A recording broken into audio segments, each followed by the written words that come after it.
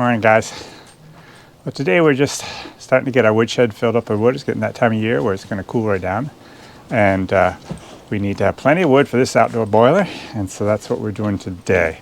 I have Duke and Earl here. We're just we have a little bit of wood over on the other side here that I've already cut up, and we're just loading onto the trailer and backing in here and unloading it. So that's what we're doing. It seems like recently we've had quite a few new subscribers and new people that are starting to watch our channel. And I thought that what I might try to do is I have a horse basics series from 3 years ago now that we put out. And if YouTube will let us, I'm going to repeat those 8 different videos of different things for horse basics, you know, a beginner type of video for people that are just getting horses or thinking about getting horses. So that's what we're going to go on to, and so today will be their first one. I believe today was about feeding horses. So what I'd like you guys to do as you're watching these videos is, if you've come up with some questions about that particular subject especially, put them in the comments below, and we're going to have these videos every Friday. We're going to try to have some other videos, plenty of other videos on Monday and Wednesday, but at least Mondays. And so if you got any questions, I would love to be able to answer some of those questions on next Friday's video before we start that video. So keep that in mind. So if you got any questions, let me know in the comments, and hope you guys enjoy this video.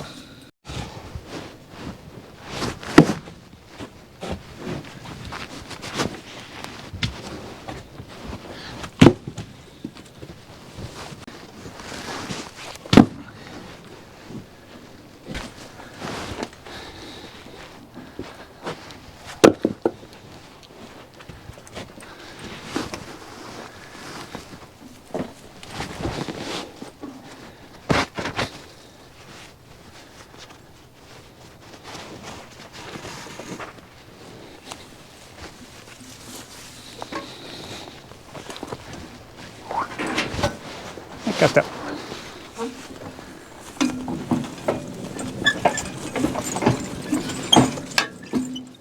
Hey everybody, welcome to Working Horses with Jim.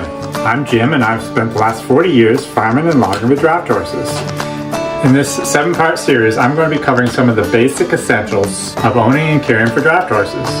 I know there are many different ways of doing things. My goal is to show you what has worked well for me and what I wish I had known starting out. So each Friday we'll have a new segment of this series, but stay tuned on Mondays and Wednesdays for our normal videos about our everyday life of working with horses.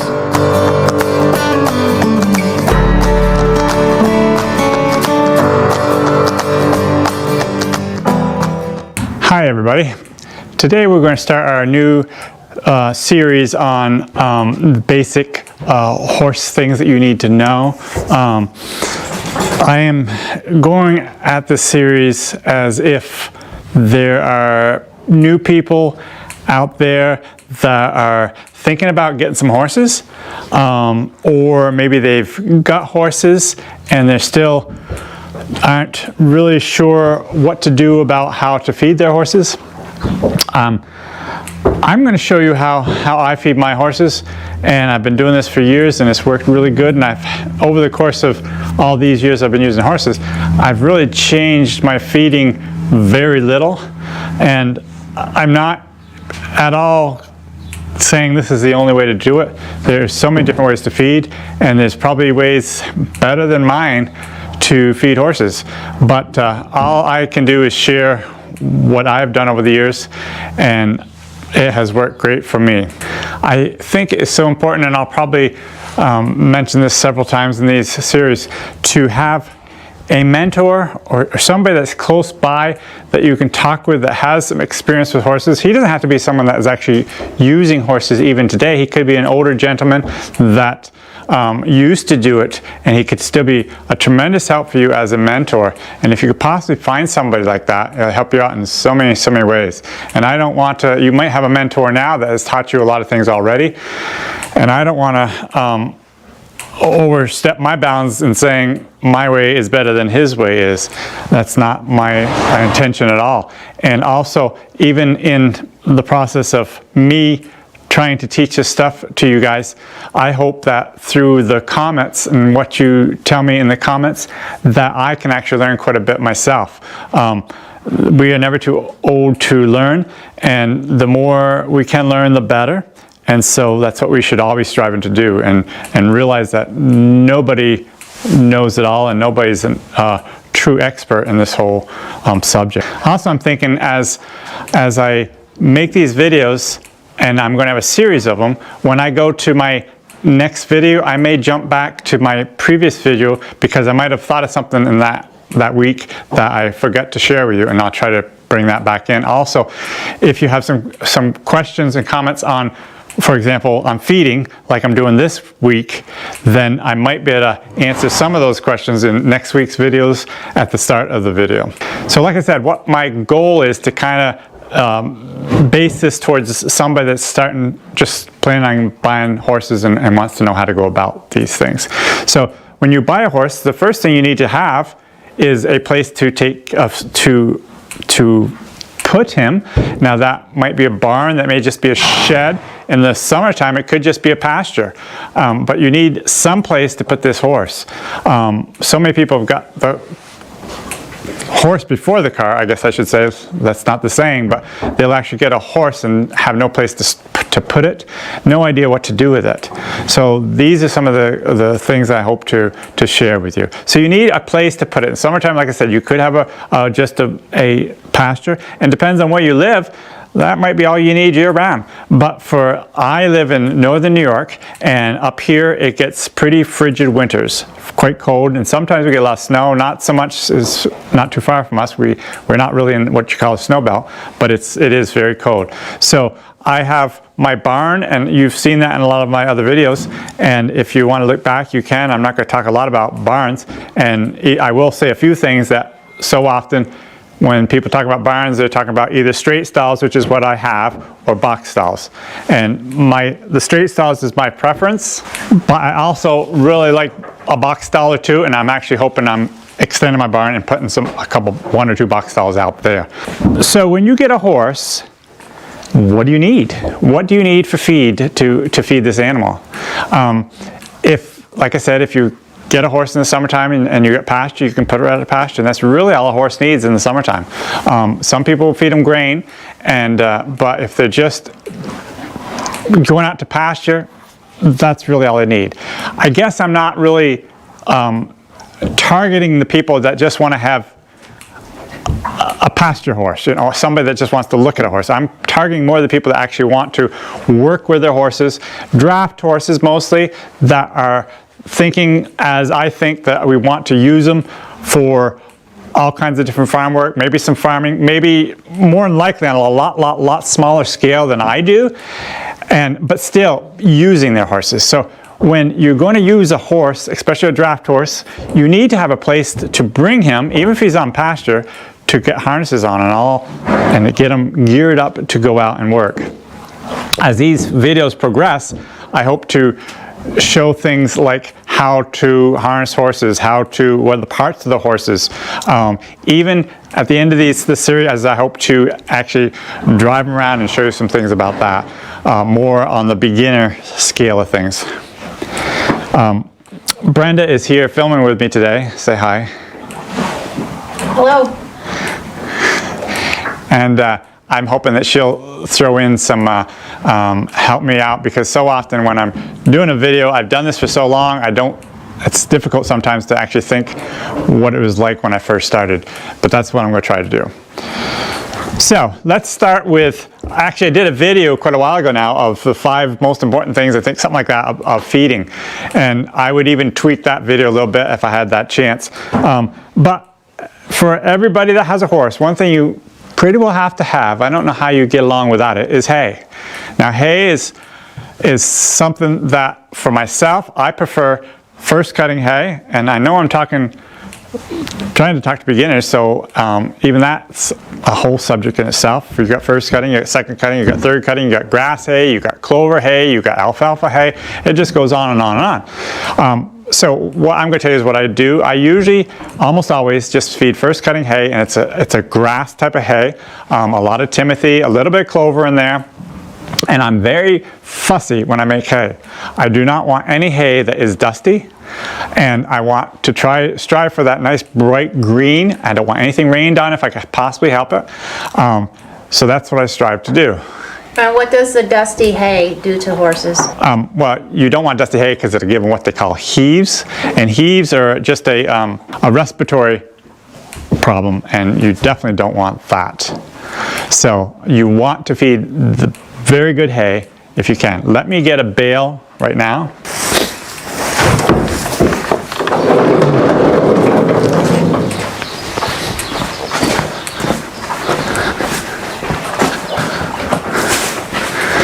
Okay, this is actually after lunch, and what I had done this morning is I wanted to exercise my horses, so I took both pairs out and I just hitched them onto my sled and I went up and down the blacktop just to give some exercise. Right now it is in mud season for us, so we have a lot of mud outside, so I don't want to put the horses outside if I can help it. But if they don't go outside, they need exercise, but that's a whole nother story in itself. So here's a bale that I brought in. It's just a bale that happened to be there. I'm going to open it up. You can see it's got a fairly green color. If I really wanted to get a great bale, this would not have been the bale I grabbed, but still, this is a average bale that I have. And you can see there is a lot of timothy in this hay, there's some orchard grass there, a lot of different varieties of different grasses. There's no alfalfa. There would be some clover in there a little bit, I'm sure. So this is the quality hay that I feed, and this is the quality hay that I like to feed. It's the safest hay. A lot of people will feed really rich second cutting, and it's feedable, but it's just not as safe to feed as this. You're more apt to have stomach problems and other problems with really high quality alfalfa or clover, and the manure would be really loose, and so it's just not the safest way to go. That's why I like to use my grass hay. So I'm just going to give them all about 1/4 of a bale. Like I said, they're inside, and when you feed hay, I like to feed I like to feed a horse basically all the hay they'll eat. So generally, morning and night, they will get 1/2 a bale per horse. So a general rule of thumb is a bale a day per horse. So if you're figuring up your amount of hay, which you need to do, that you're going to need in a year, you can basically figure about a bale of hay a horse. I like to go just a little bit more than that because there's times they will actually eat more than a bale of hay. Also, some of my bales are different lengths. My baler is not the best, so it doesn't always have perfectly same size bales. So they're different lengths bales. So some bales you got to tweak a little there, and it's all in it's a judgment call, but it's also more of a knack of knowing what each horse needs. Each horse eats more. Each horse will eat an individual amount, and they're different. Now, all 4 of these, I basically give them a bale a day. Come in here, Brenda. These are my Suffolk colts, and they are 1.5 years old. Now they are a lot smaller than my big horses, obviously, so they will get less hay. And basically what they do is as they grow, they start eating more and more hay, so you just have to start feeding them, and you put the amount in the manger you think will work, and the next day, if they clean it all up, give them a little bit more. It's basically common sense type of things when it comes to hay. I guess that's about covers it for hay. Next thing I want to talk about is the grain. A lot of people, grain is kind of a funny thing. I feed straight oats, and I keep my oats in this chest freezer that I have right here. These are oats. It's just a grain, and oats are probably one of the safest things that you can feed. That's why I like to feed oats, because it's the safest thing to feed, and I've done it forever. I raise ear corn, and I do give them some ear corn. A lot of people don't like to feed ear corn to horses, but I do. I just think it's a great feed, but I don't feed a lot of it. Ear corn will bring on other problems that oats do not. The thing with oats is if you really put a lot of oats to an animal, they'll get very, very hyper, and it's great if you're working them hard like I do, but still you have to be careful. Let me get the scoop. This is the scoop that I use. It is, I don't know what size scoop it might be, a 4 or 6 quart scoop. I'm not sure how they go by, but like for example, these two colts, what I do is I give it about a third, maybe a half of a scoop, and I split it between them. And that's all the grain that they get. As they get older and as they start working, they'll get more grain. But as you can see, and it depends so much on each individual horse, these horses are so fleshy, so filled out. They have done really, really well. I've wormed them, and I've had the vet do fecal checks on these horses, so I know what type of worms they have, and we can treat those worms accordingly. With worms in their system, it takes a lot more feed to keep them in good shape. If you take care of those worms, then it's a lot easier to keep them in good shape. With my big horses, right now they're not working that much, being mud season. So I'm only giving the horses about a quarter of a scoop. When they're working hard, generally 1 full scoop 3 times a day is what they get. That's probably about the most that they ever get. Once in a while, when they're really working hard and actually losing weight, I will give them a little bit more than a scoop 3 times a day. But generally that's about my top. And so what I do is I judge them by how they're working and how they're looking as to how much grain I give them. So that's something you have to learn by experiencing it and just practical trying the grain and seeing how much you could do, how much they can eat. Now grain is expensive. A lot of people like to just not feed any grain at all.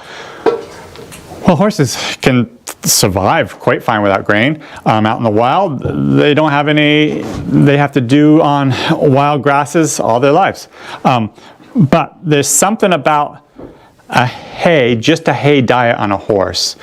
You've probably heard of a hay belly. Well, that's exactly what happens. If they're just fed hay and no grain, they will get a hay belly. They'll get big, extended bellies, almost like they're pregnant. And they just, in my mind, just don't look as well as a horse that's getting at least some grain. So I'm one to feed grain when it's necessary, but then again, I'm one to be very careful not to overfeed it and watch that horse to see how well they're doing on that particular grain. I also feed a mineral supplement right in our area. We are low in selenium, so I do feed a mineral supplement, and I just feed that once a day, and that's all you're supposed to, and that helps with that deficiency, and there's other stuff in the minerals too. Another thing that horses need is salt. So I have in their stalls,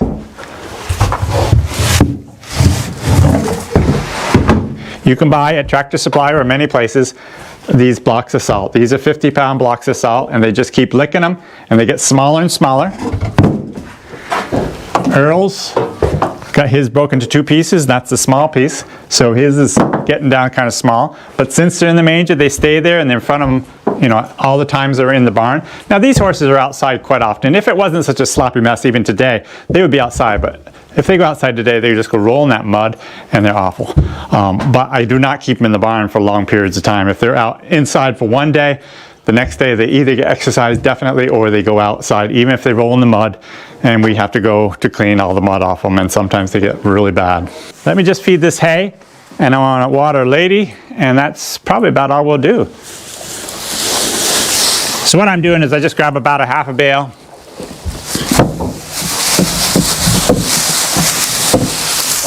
and split between the two.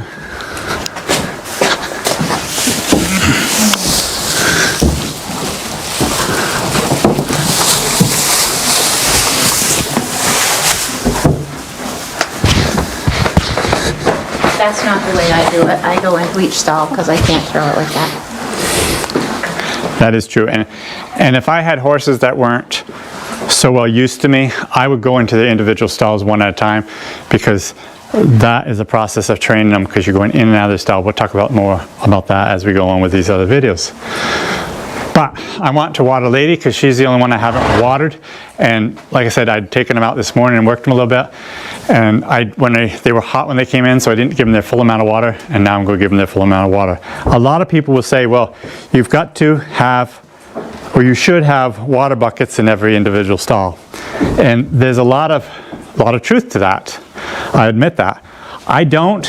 I have before, but we have such a cold winter up here. The water freezes and it just would not work in the wintertime. During the summertime, I have put buckets in there and carried water to them.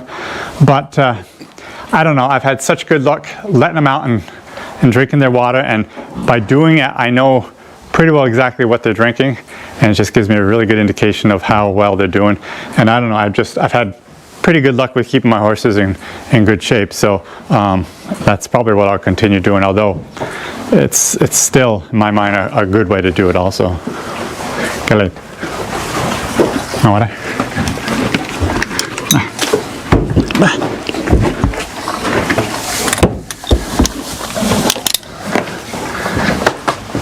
Okay, I was going to go water Lady, but she was too interested in her hay. She doesn't even want to back out of her stall.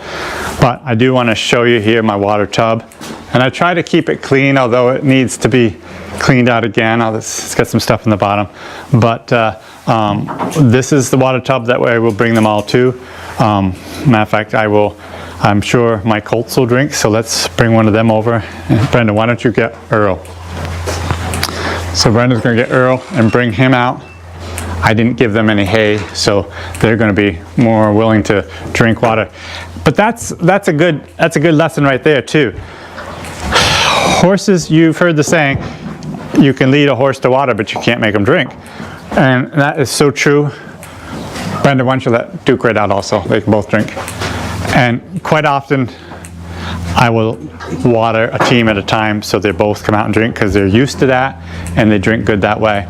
But as I'm thinking about something else to possibly teach you or help you as you start using horses, is because I know that Lady is thirsty, Lady and Bill both, because I watered the blacks already. Lady and Bill are thirsty, but because I threw them hay, they're hungry too, because they've eaten all the hay from this morning. So because of that, Lady decided her hunger is more than her thirst. So that's why she's not let me back her out. I mean, she fought me, so I said, forget it. But because of that, I still have to come back out and I'll be around here, so I'll at some point go and let her out again, and she'll drink better at that point. But since the colts I didn't throw them any hay, they are more than willing to get their fill of water. And this afternoon, we're thinking about taking these colts out for the first time in several months and do some work with them. This is something a little unusual. Have you ever seen Duke put his feet up there? Duke has his feet right up on that, blocking and drinking. This concludes our first lesson in our series, and I hope you enjoyed it, and we will see you next Friday for another one. The one for next week will be on grooming horses.